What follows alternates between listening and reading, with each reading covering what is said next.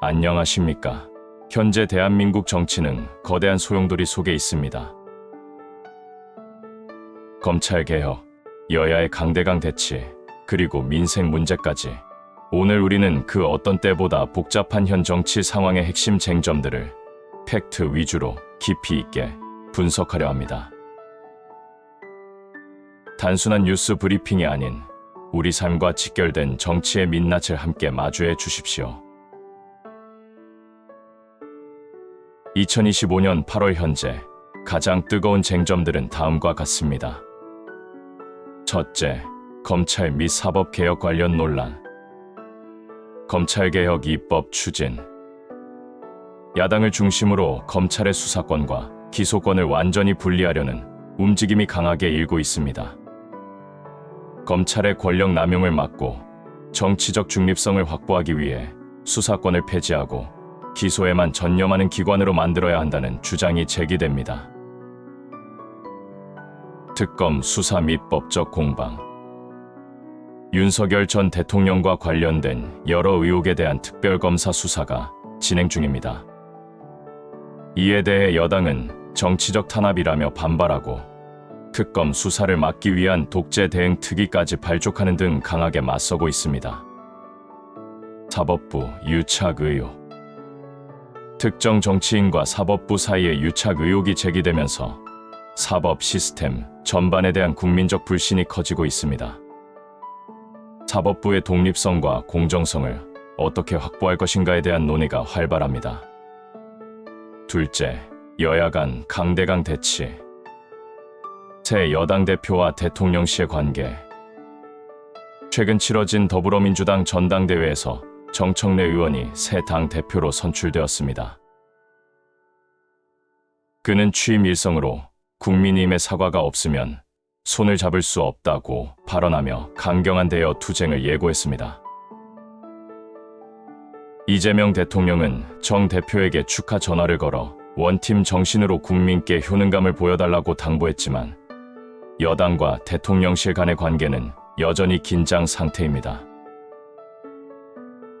입법 독주와 의회 독재 논란. 야당이 다수 의석을 바탕으로 방송 3법 등 주요 법안들을 강행 처리하려는 움직임을 보이면서 의회 독재라는 비판이 제기되고 있습니다. 이에 대해 야당은 국민의 명령이라며 입법 개혁의 정당성을 강조하고 있습니다. 셋째, 경제 및 사회 현안. 민생경제 회복. 정부는 민생경제 회복을 위한 정책들을 내놓고 있습니다. 경제형벌 합리화, 소상공인 지원 강화, 세제 개편안 발표 등이 그 예입니다. 하지만 고물가와 환율 급등에 대한 국민들의 불만이 여전하여 실질적인 경기 회복 효과를 낼 수 있을지에 대한 논란이 있습니다. 한미 관세 협상. 미국과의 관세 협상이 타결되면서 자동차 등 일부 품목에 대한 관세가 인하되었지만 농산물 추가, 개방에 대한 우려도 제기되고 있습니다. 이는 향후 국내 산업에 어떤 영향을 미칠지에 대한 논쟁으로 이어지고 있습니다. 이 외에도 북한의 외교 활동, 광복 80주년 기념행사, 그리고 각종 사회적 이슈들이 정치권의 주요 논쟁거리가 되고 있습니다. 이처럼 현재 대한민국 정치는 검찰, 사법, 언론 개혁을 둘러싼 여야의 극심한 대립과 함께 민생 현안 해결이라는 과제를 동시에 안고 있는 상황입니다. 지금의 정치적 갈등은 우리 모두에게 깊은 피로감을 안겨주고 있습니다. 하지만 정치를 외면할수록 우리의 삶은 정치에 더 깊이 좌우될 수밖에 없습니다. 침묵은 힘이 될 수 없습니다. 이 혼란 속에서 우리가 해야 할 일은 무조건적인 비난이 아닌 팩트를 바탕으로 한 냉철한 판단과 적극적인 참여일 것입니다. 우리의 작은 목소리가 모여 더 나은 정치를 만들어갈 수 있습니다. 극심한 대립과 갈등 속에서도 우리는 결국 함께 살아가야 하는 공동체입니다.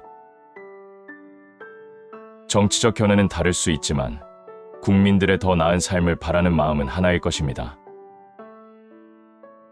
이 혼란을 극복하고 더 나은 미래로 나아가기 위해서는 상대를 적으로 규정하기보다 대화와 타협을 통해 문제를 해결하려는 노력이 필요합니다. 우리 모두가 지혜를 모아 이 위기를 극복할 수 있기를 희망합니다. 감사합니다. 구독, 좋아요는 저에게 큰 힘이 됩니다.